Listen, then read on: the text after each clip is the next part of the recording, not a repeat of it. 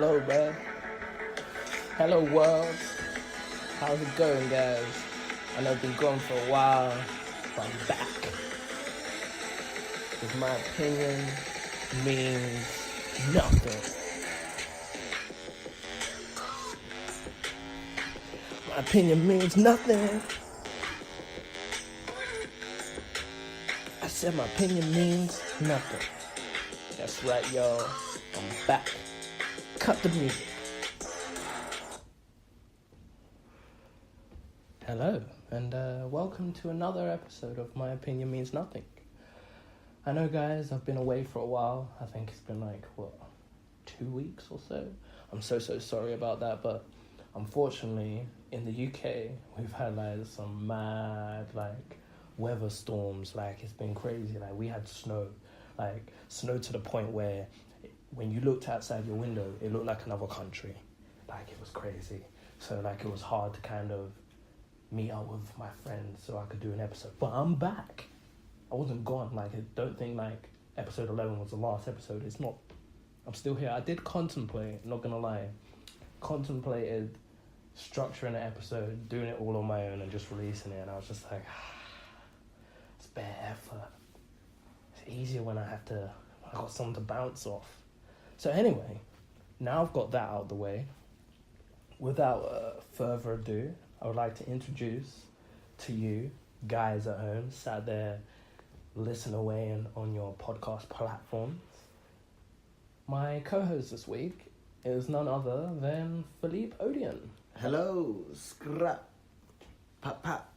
Welcome, man. How you doing? I'm good, man. How are you? Yeah, man, I'm good. Thanks for having me again in your studio. That's cool, man. Welcome. Yeah. I'm glad you enjoy it. I enjoyed the Mauritian flatbread that you made. Yeah, man. Mauritian flatbread. Ferrata. Yeah, the Ferratas. Yeah. You see, because Philippe is all executive in this. He's got his own studio where we record, and then there's a green room where we have food and game and it's so crazy. It's PlayStation. Yeah, man. You would think it was a house or something, but nah. Studio out here. Studio and joint to the house. It's cool. It's a nice. It's a nice setup. I like it, man. I like the setup, man. But how are you doing, man? The weather, man, has been crazy. Absolutely crazy. There's been so much snow about that it's been hard to do anything or get about anywhere. I know exactly what you mean. Although I have managed to get to work every single day this week. How long has that taken you to? I'm not gonna lie. The first day of snow, it took me. You must have added journey time. So I left my house at 8:45, and I got to work at 11 o'clock. Wow. But that was because That's time, man. No, I don't know, but the reason was my main bus stop that I wanted to get the bus from, me and a batch of people stood at the bus stop, and do you know when the bus arrives and a couple of people want to get off the bus, but the bus is packed. There was no way you were getting on that bus. Yeah, but and the worst is do you know when you look at the people on the bus and you're just I want to be where you are, and they're looking back I'm sorry guys, but I'm in the warm, I'm in the shelter, I'm not iced up. It's not my fault as well. The bus driver has control of the doors, so he opened the back doors. A few people scurried out, and then he just drove off. And then the next guy that pulled up, he was just keeping himself warm. Yeah, obviously. Next guy that pulled up drives up, and then he was just straight, he didn't stop. he just kept driving, and he just shook his head as he drove past. I was like, alright, cool. Nope. To the next bus stop. So I had to take an alternative route. But what had happened was, it was funny because I had to take that alternative route to work every single day because of the snow, and it turned out the alternative route was actually faster than my normal quick route to work. So now you know you've got another route. Yeah. I bet you it's because everyone who had a car didn't want to drive. Yeah, of course. That was it. One thing I didn't see a lot of was cyclists, because I walk a lot, so I usually see a lot of cyclists on the paths that I take, but there was no one. No one was cycling in that weather. If you had skis, maybe. Yeah, I was thinking that, maybe there's some sort of contraption that they attach to wheels for bikes that helps them cycle through the snow, but kind of snow boots for cyclists. There was a guy caught on video and try and find it. But he was walking through snow in London with skis on. just down his down his street. Did you see it? I saw that. I was like, that guy. He was like, I knew these skis that I bought in the car boot sale would come in handy. I knew that one day in England it would snow like this, and I would have time for this. Did you hear Big Nasty on about a month ago on this morning talking about the snow? No, I didn't hear that. Can I put it? It's only a minute long. Yeah, go on. I'll just play it out for you because it's Shout funny. to Big Nasty. This is your moment. Take it away. So I'm going to change the graphics for you. Just a little hint. It's cold and wintry, so take it away. All right, boom. The streets of England. Hear what I'm trying to say to you, yeah? No one T-shirt business. It's cold no Ross down there. See all down there? Blitz Creek. Double up. See you over there? Extra clothes. Wellies, Mudfest. He's just pointing to the areas. No say you're going to be getting bare mud in your yard.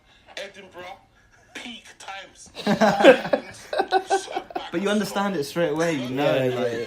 We're dealing with a 7 No down beat there. around the bush. So Imagine Big Nasty was doing it in the fucking weather all the time. And Be great. ladies and kids dress warm. The flu is killing us. The flu is out here to get us.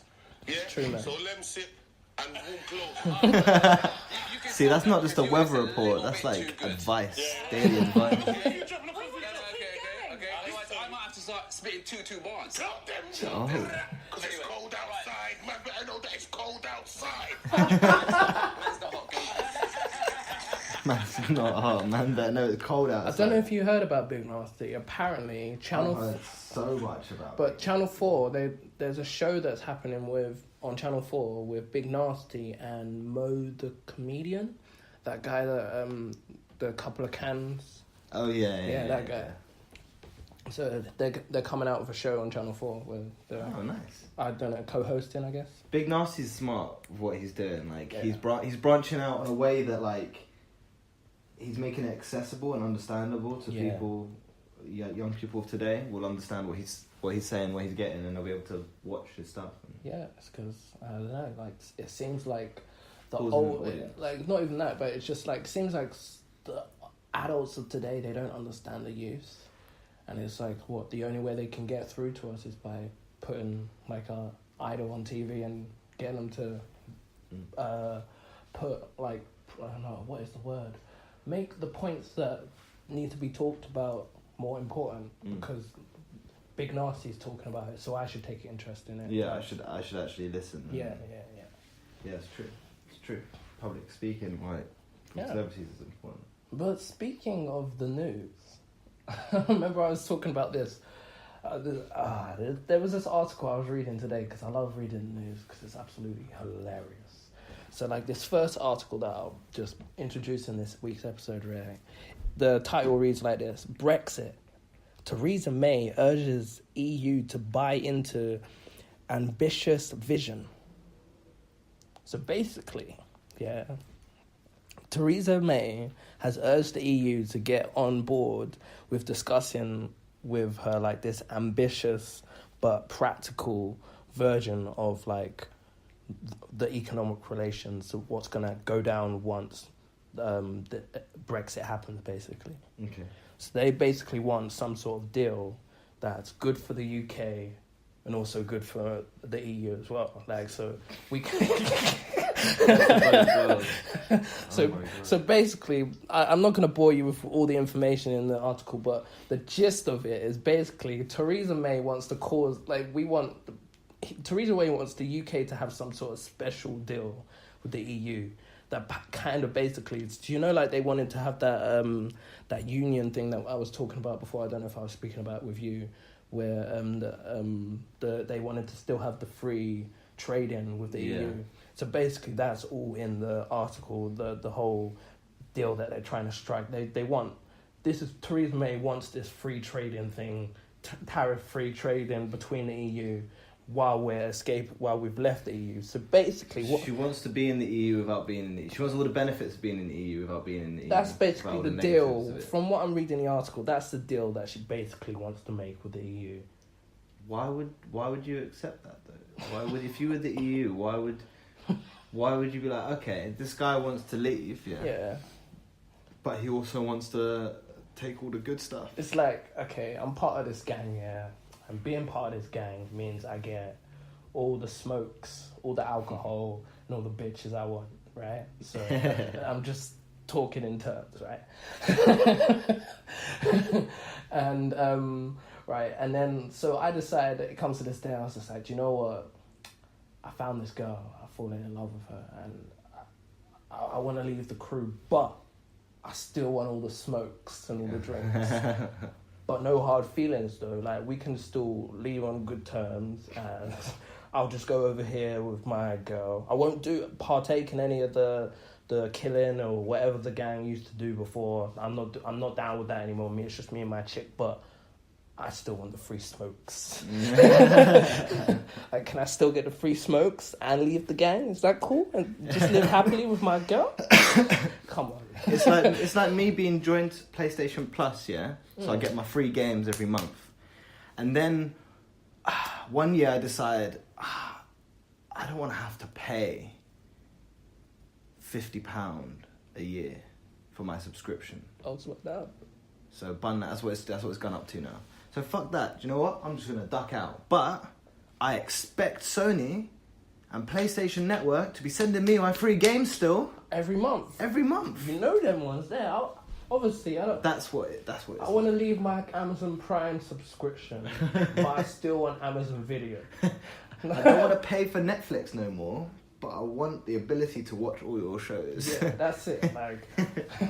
on your platform. For like, free. What? I can't, like, I don't get it. Like, it's like... I can't be bothered to go to the gym, or I can't be bothered to... But I want to look like that. Yeah. Make it happen. Make it happen now. Without the workout process. I don't get the benefits without the negative side. No, like... you don't at all. But also, one thing that is... I don't know if a lot of people know about this, but it has been announced that Brexit will happen on the 29th of March, 2019. So that's next year, guys. This time next year. This time next year, we got weeks left. Kind of a month. So if you plan on going abroad anywhere in the EU and you're from the UK, or if you're from the EU and you're planning to come to the UK, do it ASAP. Yeah. Do it before that time. Do it before the 29th of March next year. Because it's going to get harder. That's when Brexit has happened. That's when the... If you want to move abroad, do it now. The UK leaves. Visas are going to be pain. Like... students and stuff, that's going to be difficult as well. Yeah. Imagine all the EU students that want to study in the UK are going to have crazy fees, and all the students of the UK that want to study elsewhere in the EU possibly. Sorry, I was listening, but I was just reading this article again, right? She told, I think Andrew Marr, because she was talking to BBC about this. So she was talking to Andrew Marr from BBC, and she goes, where is it? It's this thing that I was reading. It says, it's important to be straight with people that life would be different outside the EU. But she believes that both sides want the same thing. Well, want the same overall outcome. It is a vision that was ambitious, but was also practically based, and therefore a credible vision. The EU themselves have said they want an ambitious and wide-ranged agreement with us in the future. If we look at our future predecessors, what does that word say? Prospectory? Future... What? Prosperity. Future prosperity. And in the other 24 countries, the right deal for us will be the right deal for them too. So she's saying, like, for us to prosper in the future. Yeah. We've both got the same kind of... ideas. But we're just not on the same page, so we need to part ways but have the same... The right deal for the UK is the right deal for the EU.